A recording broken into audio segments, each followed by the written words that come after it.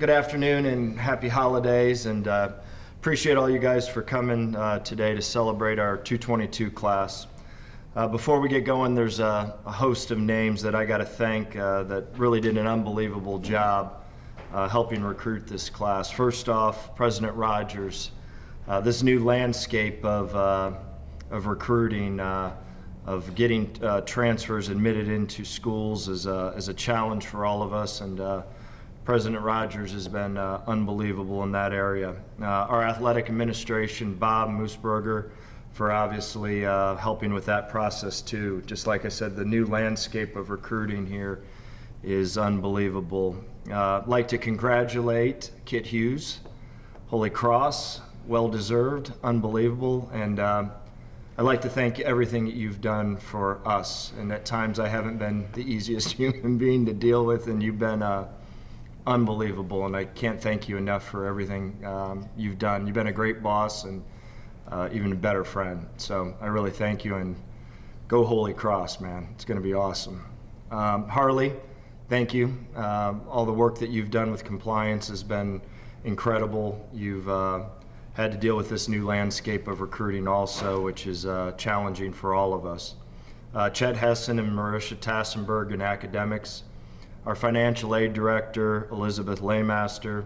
Chris Haas, director of player personnel, did an unbelievable job with this class, along with Mike Murphy as assistant. The entire admissions staff. The admissions staff has been working overtime, working at getting these student athletes into school in a very fast, timely manner. So the admissions staff has been incredible. Our SI director, Vincent Reedus, thank you, Vincent. Really appreciate all your help. Our entire football staff, from the strength and conditioning program to the equipment people to Danny down there in the training room. Everyone has done a ridiculous job recruiting this class. I always like to thank Van Wright. Van Wright is hands down our best recruiter, and really appreciate his efforts. Michael Brown, our life coach, has spent many weekends and many Zoom meetings working on things, so really appreciate it, Dr. Michael Brown. Damaris Linker, our director of football operation, with Lindsay Clem as her assistant. What she does as our director of football operation is unbelievable. That department is really helps us a ton. The local business people for letting us into your restaurants, your hotels. You've done an unbelievable job. Our entire academic community on campus, being able to sell our university has been great. And then last but not least, I do want to thank our players. Our players are instrumental in recruiting. And we've got a group of guys right now that know the culture is in the right direction. We have some cleanup work together. This coaching staff and these players, they love each other. They know we're headed in the right direction, and they know that great things are right down the road for this football program. We have to take some next steps, obviously, this winter to clean some things up, but our players know right now, with some additional help, particularly at the big guys, that we can have a heck of a football team next year. Now, we've got work to do. We've got to become more disciplined. We've got to get rid of the penalties. We've got to start winning the daily double at an efficient level. But I really like where this team is wired right now. Just like I said, it's a group of guys right now that care about each other, that love each other. The coaches get along with the players, and we're ready to take that next step. But we do need to finish and get some help at some particular positions. With the ever-changing landscape of recruiting, we know that it is absolutely imperative that we finish this class the way that we planned on finishing it. And the one thing that I can say is that our program has painted a plan, and we've stayed true to that plan. We said in year one and year two that we had to get a foundation of high school players, in which we have. This is really our third recruiting class, technically, and we're finally ready to enter the new world of this new landscape. We chose not to do it last year. It probably cost us some wins, but down the road it would cost this program. We knew that we had to make sure that we stayed in the high school realm and to make sure that we recruited our footprint. And hence, because of that, we knew that we were going to be playing a lot of younger players that were talented, but technically not strong enough and not ready to play. And we made that decision for the betterment of the program. And down the road, it will benefit this program. We could have easily went down the transfer portal, won 9 games, and then the next thing you know, BG it does not have a solidified program that can sustain. So we made a decision to not go down the transfer portal, and we're finally moving into the new wave of recruiting. Our approach in the 22 class is simply this. We had 3 gray shirt kids. Those are 3 players that were on our team last year that paid to go to school here, and we put them on scholarship. That's Ali Saad at D-line, Denver Warren at D-line, and Tommy Guajardo at tight end, all of which were transfers from big-time programs. We signed 12 high school players this year. Owen Bainbridge from Stowe, which we think is going to be a really good quarterback. Jalen Jennings from Harvest Prep down in Columbus. Braxton Todd, another running back from Martinsburg, West Virginia. Jalen Holly up the road in Michigan from River Rouge. Devontae Miles, a unbelievable football player. This guy was committed to Michigan for 2 years, and Soup and Julian did a great job. This guy is going to be a heck of a football player. He's a D lineman from River Rouge, also teammates with Holly.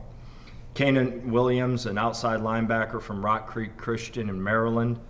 Joe Sipp Jr., a linebacker from Hillsborough, Florida, connections with Max. That's where Max was coaching in high school football. Darius Loeffler, a cornerback from Northwestern Maryland, unbelievable family, good football player. Jalen Husky, the cornerback from Quincy Orchard, Maryland. Markim McKinney from Hoban High School, born and raised in my hometown, so I've known his dad and I've known that family for years. Got the ability to be a really good player. He's a cornerback athlete, might see some time on offense also. The next name, an athlete out of Lincoln Way, Trey Johnson. We all know who his brother is, Jamal Johnson. He'll be in this class. And Sammy Sear, we went international recruiting. We got our punter from Australia. Coach Ligashevsky has tremendous ties with the people in Australia, and Sammy's going to be a heck of a punter. So those are the high school kids. When we move to the transfer world, I can talk about these kids because they've been admitted into school. Safety Chris Bacon from Georgia State. He's going to play safety for us. He's a very good football player, great family.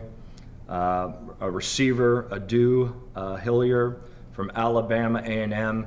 I coached his brother at Florida whenever I was at Florida. He's a wide receiver, really excited about him. We've got 2 offensive linemen right now committed to us, which I cannot comment on their names because they're in the admissions process. We have a cornerback that is committed, another one that I cannot comment on because of admissions. A kicker, place kicker, is committed to us, but just finishing up his admission process. And then last but not least, we have 4 slots remaining in which we will fill hopefully the first week that the dead period is over. If not, we'll make sure that we're going to fill those 4 slots with the absolute best quality transfer we can. I know for a fact 2 of those will be big dudes, maybe 3 of them. And that's obviously been our major emphasis. We believe as a staff last year, if we were older and more experienced at the O-line position, we could have had a chance to make a run at a lot more games than what we won last year. Do we think our offensive line, the young offensive line that we have, is talented? We do, but they need to be with Mr. Tolbert and gain some more experience. So they did a great job in terms of how young they were and how inexperienced, but bringing some older guys in here is really going to help the development of those guys, and then put our program in position that we've got big guys in the program. We said it from day one, we have to have great defensive fronts here, and we've got to have great offensive fronts. And hopefully with the new free agent market, we could finally put ourselves in position to have good fronts. We've got good fronts, we'll win a bunch of games. With all that rambling, any questions? I mean, Coach, you've talked quite extensively about filling some needs during the recruiting process. Just where do you feel like this fills your needs immediately, and then what, other than the big dudes up front, what other things are you still going to be looking for in that? Yeah, we're still looking for, we got a dude, which is, his nickname is OJ, much easier to say. He's a Haitian family, an unbelievable family. His mom and dad are incredible. His brother I had at Florida. We're looking at some guys that can touch the ball and score. And, speed on offense, in particular at the skill positions. The big guys are the most critical.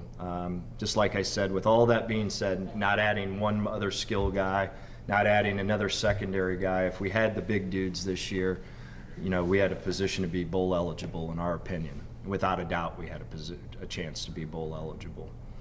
And so the big guys are really important on offense, and a few additional fast skill guys. On defense, it's the priority right now, which we've got several of them right now committed, is the back end. We need to solidify that. With Ferg coming back, that is huge, along with the players that we have, along with the couple additions. I think it's going to be outstanding. The Jalen Husky kid, watch out.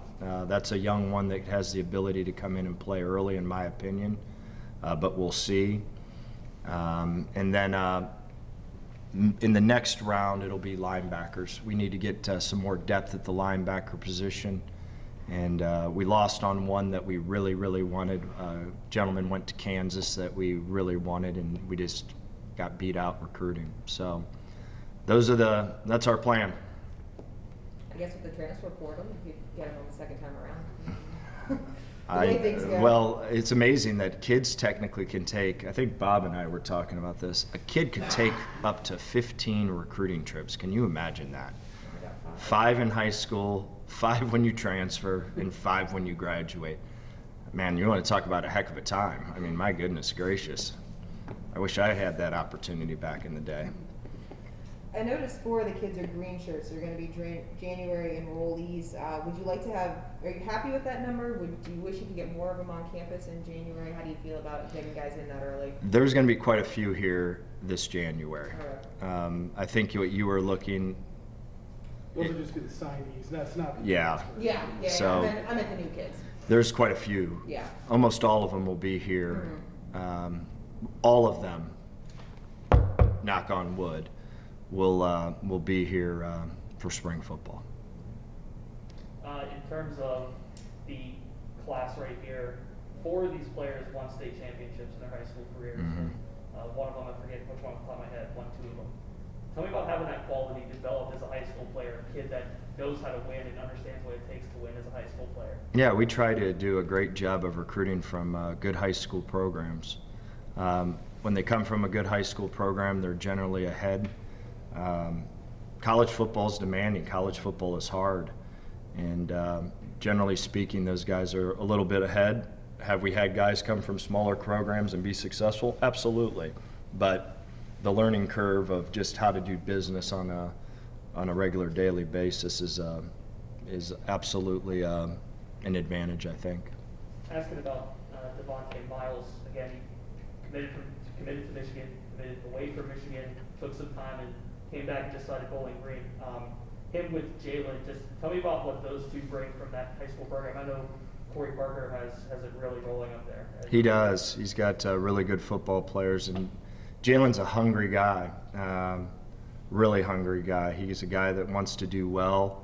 He'll be here in January. And then Devontae is a special talent. He will be here in the summertime. Of the 12 players today, 6 in the skill positions. Again, you've mentioned kind of rounding out the offensive line with some transfer kids and rounding out the linebackers with transfer kids, but the conscious effort to go get the skill positions from recruiting.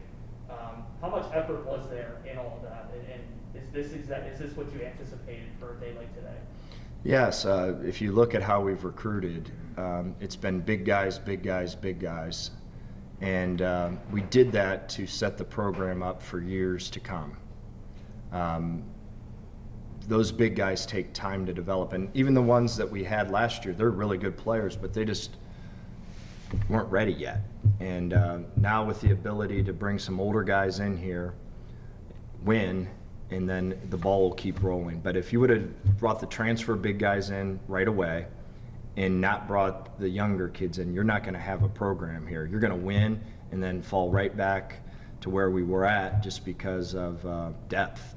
So we had to rewire completely, the recruiting, and that's why this thing takes time. I mean, it does, and I'm glad. I know 4 games, none of us are happy with winning 4 games. But I would much rather have everyone complaining about 4 games and keeping this program, when we do win, keeping it rolling for years to come, rather than win, use the university, leave, and then you're right back into the same old, same old. That's not what we talked about whenever I was hired here. Our staff is committed to that. Our administration's committed to that. Our president's committed to that. And we want to get Bowling Green back, and we want to keep it there. And that's why we're doing what we're doing.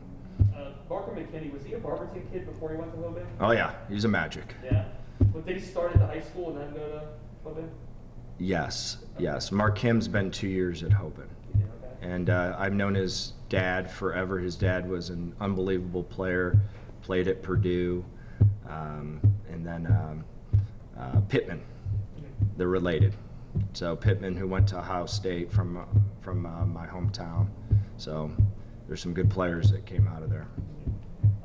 Again, an Akron kid, obviously University of Barberton Akron, guy. Kent State. Well, sorry, Barberton. Barberton guy. It says Akron on the paper here, Vince. Is Barberton guy. Barberton kid, but obviously with It's the first Barberton guy that I've ever got to come to a school that I was recruiting, so I'm jacked up. I was just going to say, too, with Akron and Kent in the backyard there, what's that mean to kind of get a kid away from that area to bring them over to Northwest Ohio, the other side of the Yeah, state? we need to, even with this free agent market, the area that we need to do a great job with is Northeast Ohio. Cleveland, Akron, Canton, Youngstown, Warren. This has been my recruiting area since the beginning of time, since I was involved in this business. And they've got good football players. And, they're tough, and we want to get them over to our program for sure. Coach, you already kind of talked on some of the guys with the state championships. I was wondering if you could give us a little light on Braxton Todd. Coach Walker down in Martinsburg, that's not just that's a winning tradition going back almost a decade now. Can you just shed a little light on Braxton Todd and what makes you feel like he's a good fit here? Yeah, Braxton was an all-state linebacker and then moved to running back. He's a really good athlete. He had leg trouble this year, which he was only able to play half the games. The ones he did he dominated, and then he had to shut it down. But that is an unbelievable football program. Yeah, Martinsburg is pretty good. You know your high school football if you know Martinsburg. I started my career covering them. Oh, did you really? I spent 3 years covering Coach Walker. They're awesome. Yep, great program. You talked about players being endorsers of the program and how helping you actively recruit. Could you just name a few that were able to help you out in that regard? Ferg wants to win here. He's on a mission to get us to where we want to go, along with going to a bowl game. He's never been to a bowl game. He's devastated that he got hurt, and he wants to make sure that. And again, there's many, but I just know Ferg is on a mission. I mean, he wants to win so bad he can't even see straight. And he's done an unbelievable job helping recruit these guys. He's an older guy. He's been really involved with the transfers because he knows the process. And he's done a great job with these guys. Along with, our entire team's done a great job, but Ferg sticks out. How much selling did Jamal have to do to Trey to get him here? That was an easy one. That was an easy one. Talking about Owen Daybridge, he's 6'4", 175 in high school senior. He's got a good frame for how young he is. What did you like about him, and what did you see in him? Owen, I'm connected with his quarterback coach. His high school quarterback coach also was our arch rival over at Kent. And then Ed Phillips's brother was the head coach there, so we know that school inside and out. And Owen came to camp. He can throw it. And the thing that's different about Owen is you think that he can't move because he's he looks like the prototypical drop back, but he can run and he can move and he's athletic. And that was our biggest sell, is that he can get himself out of trouble. And he's a smart kid, and he'll fit in perfect here in our opinion.